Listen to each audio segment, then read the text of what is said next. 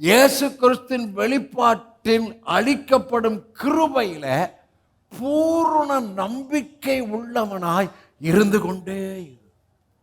ஒன்று நிச்சயம் சொன்னேன், நல்லா கவனிங்க, நிச்சயம் ஆவியில ஒரு நிச்சயம் இருந்துகிட்டே இருக்கணும்.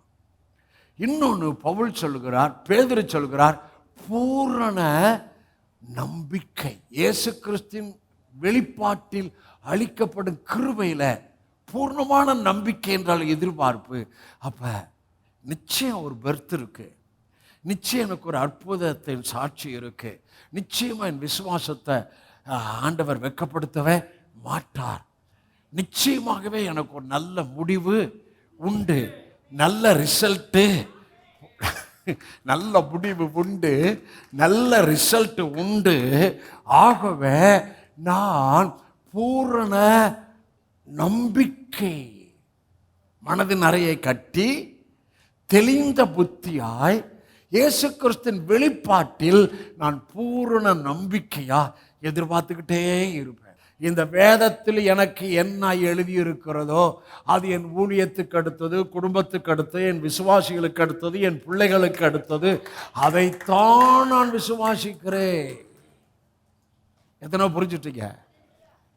பூரண நிச்சயம் சொன்னேன், பூரண நம்பிக்கை சொன்னேன். பூரண நிச்சயம், பூரண நம்பிக்கை, அடுத்தது பூரண சமாதானத்திலே இருக்கணுமா. சாத்தான் சமாதானத்துக்கு விடமாட்டான்.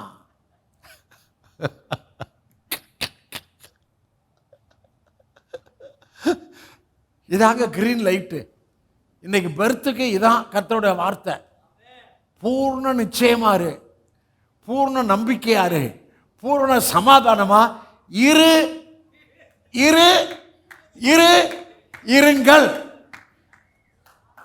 உம்மை உறுதியாய் பற்றி கொண்ட மனதை உடையவன், அங்கே வருது பாருங்க, உம்மையே நம்பி இருக்கிறபடியால் நீர் அவனை பூர்ண சமாதானத்துடன் காத்துக்கொள்வீர்.